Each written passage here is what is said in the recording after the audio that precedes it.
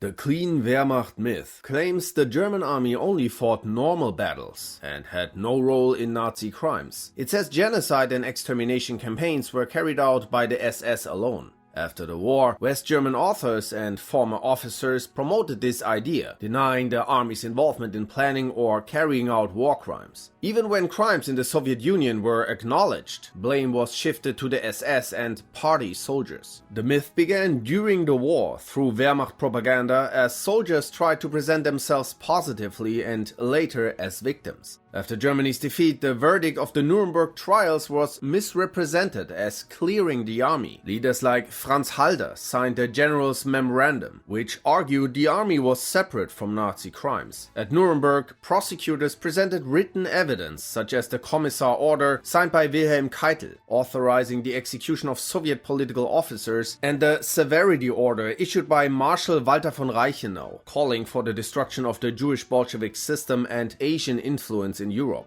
Testimony from senior SS figures like Walter Schellenberg confirmed formal cooperation between the SS and the army. Anti-partisan operations behind the lines targeted civilians, and commanders like Ernst Busch, Günther von Kluge or Georg von Küchler were aware of their purpose. Testimony from figures such as Otto Ohlendorf, head of Einsatzgruppe D, confirmed mass killings in the occupied Soviet Union. The myth remained widely accepted in Germany until the 1995 Hamburg exhibition War of Annihilation, Crimes of the Wehrmacht, exposed the army's involvement. During the early Cold War, Western powers supported rebuilding West Germany as a defense against the Soviet Union. In 1950, Chancellor Konrad Adenauer met former officers producing the Himmerud Memorandum, which demanded the release of war criminals and an end to the defamation of German soldiers. US General Dwight D. Eisenhower, who had once equated the Wehrmacht with the Nazi leadership, later supported German rearmament. Britain also reduced further prosecutions and released convicted criminals earlier, helping the myth survive.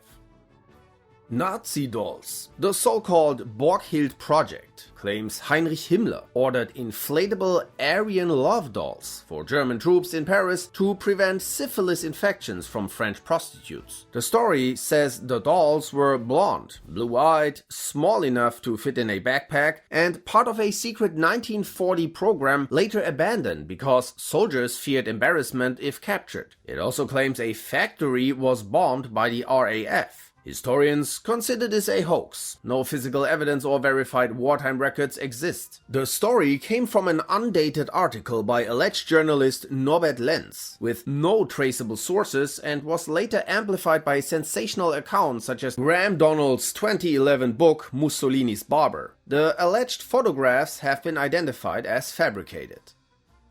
The Germany could have won the war myth. While not impossible in theory, the chances were near zero post-1941. Germany was heavily outproduced by its enemies throughout the war. The Soviets and USA had far greater industrial capacity, and German production was disorganized until Albert Speer reformed it by 1942, too late to change the outcome. Many German tank designs were also complex and inefficient, limiting output and leaving them outnumbered. Germany also lacked manpower. With about 70 million people, it faced the USSR's 170 million and the USA's 130 million. Losses became impossible to replace, factories were undermanned, and production suffered. Resources were also limited, especially oil and rubber. Imports were restricted by weak naval power. Oil from Ploiești in Romania helped, but wasn't enough. Food shortages were severe, and planned gains from Ukrainian farmland failed as production collapsed under occupation. At sea, the Kriegsmarine and Italy's navy could not defeat Britain or the United States. Without naval dominance, invading Britain or cutting it off was unrealistic, and North African supply lines were vulnerable. Overextension was another problem since Germany was engaged across multiple fronts. The Luftwaffe was the best example of this, as it had to be active in France, North Africa, the Mediterranean, and the Eastern Front. Strategically, leaders often pursued bold offensives without sustainable supply lines, as seen in Rommel's North Africa campaign, gaining relatively useless land while wasting resources.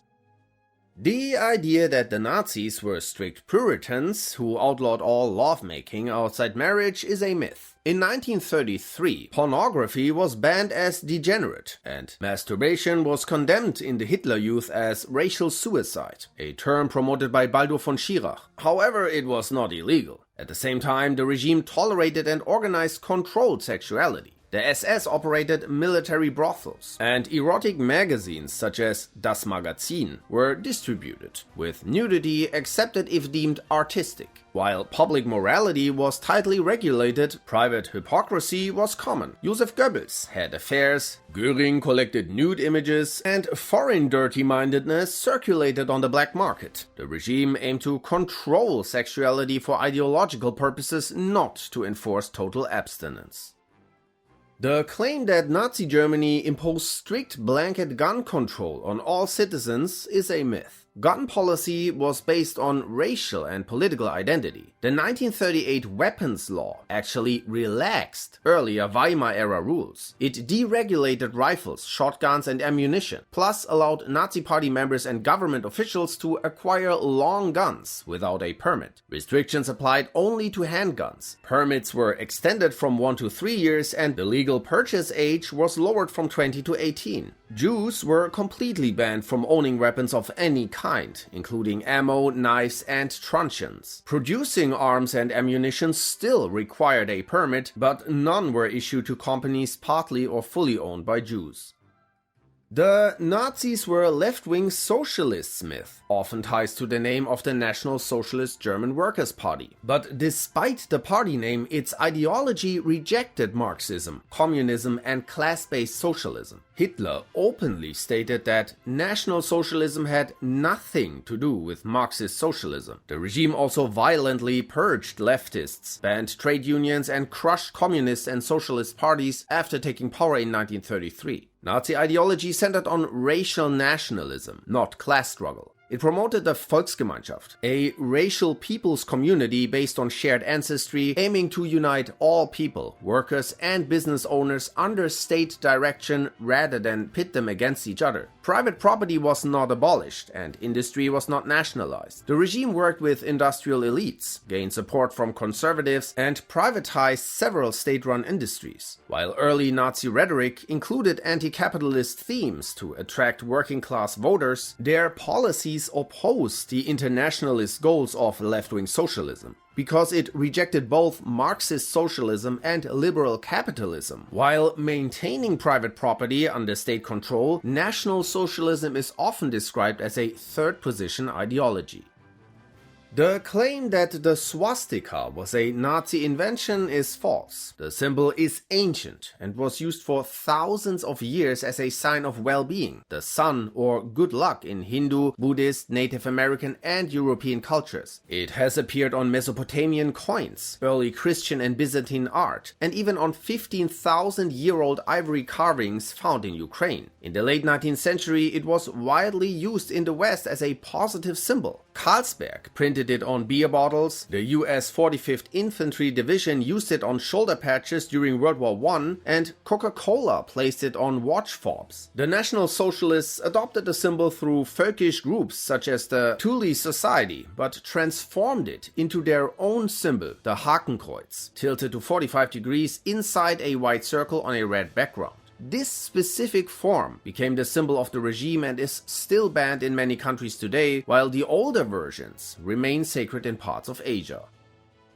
The Anschluss Myth. The Anschluss is often described as a violent German invasion of Austria in 1938, but German troops crossed the border in March without resistance and were welcomed with flowers and applause. A vote on April 10th reported 99% approval. However, some say this was heavily manipulated. Support for a union with Germany existed long before Hitler. In the 1920s, many Austrians on the left and center favored it, believing Austria was economically unviable after losing its empire and seeing Germany's economic recovery as attractive. The Social Democratic Workers' Party supported it for much of the interwar period. After Chancellor Engelbert Dollfuss outlawed opposition parties in 1934, his Fatherland Front became the main political force resisting the Union. During a failed Nazi coup in July 1934, Dollfuss was assassinated, and many Austrian Nazis fled to Germany to continue pushing for unification. During the war, around 950,000 Austrians served in the German armed forces. After 1945, Austria promoted the victim theory, claiming it had been Hitler's first victim to avoid harsh denazification. Veterans of the Wehrmacht and Waffen-SS were reintegrated into society. In 1986, the election of former Wehrmacht officer Kurt Waldheim as president triggered international criticism. From 1988 onward, Austria officially abandoned the victim theory and acknowledged collective responsibility for crimes committed during the Nazi period.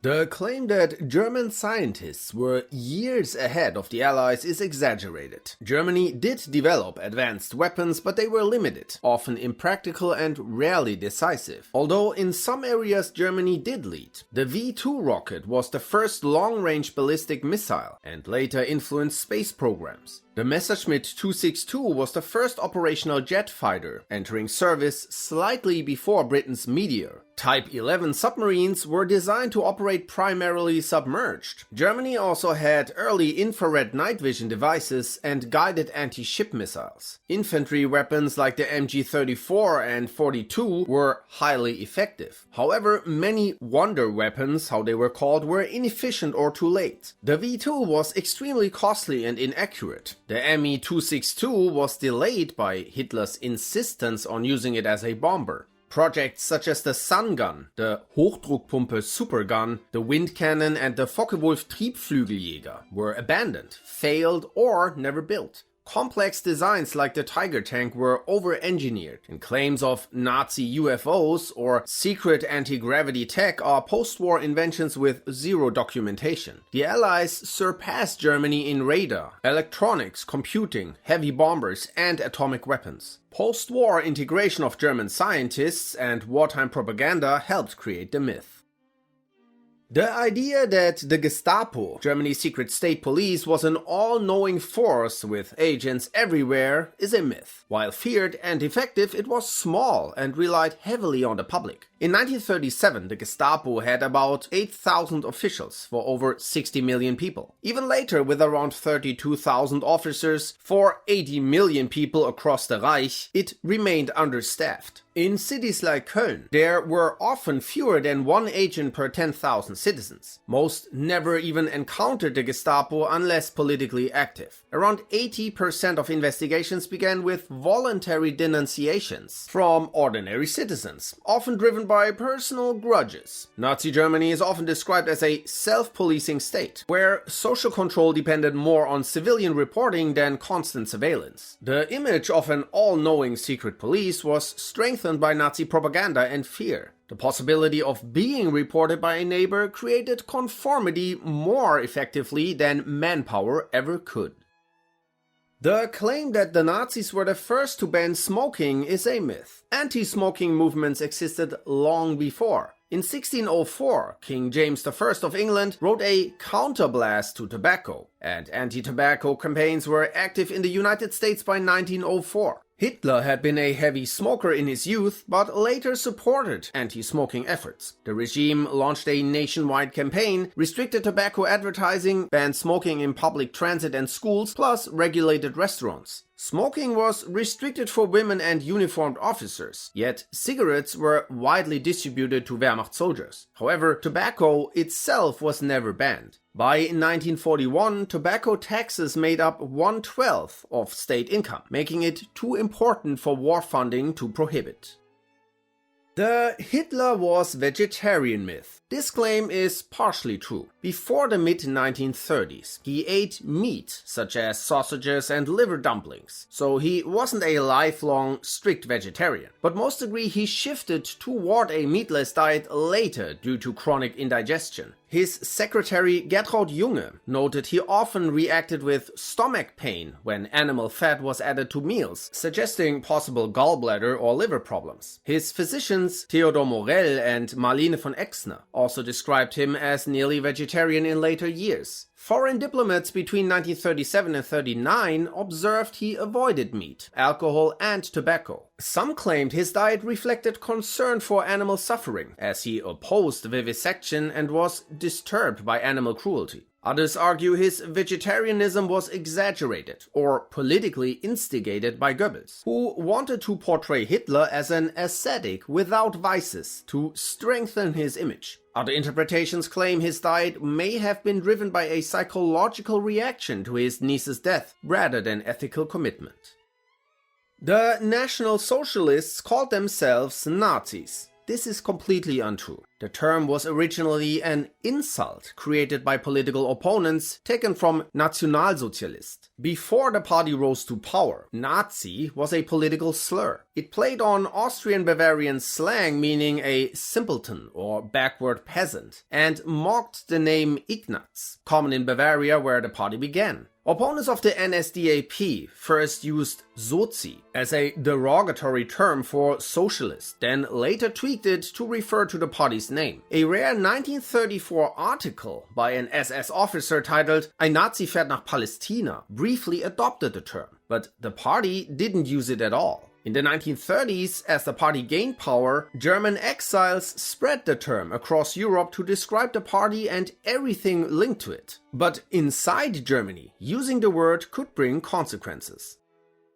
The claim that Nazi Germany achieved full employment through an economic miracle is largely propaganda. Official unemployment fell from about 6 million in 33 to near zero by 38 to 39, but this was driven by manipulation, coercion, and war preparation, not sustainable recovery. The regime removed Jews, political opponents, and many women from unemployment roles. Women were pushed out of jobs through pro-homemaker policies. Part-time and short-time laborers were counted as fully employed. The Reich Labor Service made 6 months of compulsory labor mandatory for young men, and conscription resumed in 35, drafting over 1 million into the military. These measures reduced visible unemployment by shrinking the labor pool. Job growth relied heavily on deficit-financed rearmament and public works such as Autobahn expansion. Military spending funded through hidden debt mechanisms like MEFO bills formed the core of the recovery. The economy became dependent on war production. Wages stagnated or declined in real terms, working hours increased, unions were abolished and replaced by the state-run German Labor Front, while consumer living standards saw little improvement. The claim that the German Autobahn, the highway, was invented by the Nazis is a myth. Plans for high-speed motorways existed before World War I, and the Hafraber Association was formed in the 1920s to plan a highway from Hamburg to Basel. The first major public motorway, the A555, between Köln and Bonn, opened in 1932, a year before the Nazis took over. They had initially opposed such projects, then rebranded them as their own, calling them the Führers Roads. The 1932 Köln-Bonn road was even reclassified as an ordinary country road to support the claim that all motorway construction began under Hitler. The regime accelerated building and used it for propaganda, presenting it as Hitler's idea. Germany wasn't even the first country to build a motorway. Italy opened one between Milan and Varese in 1924.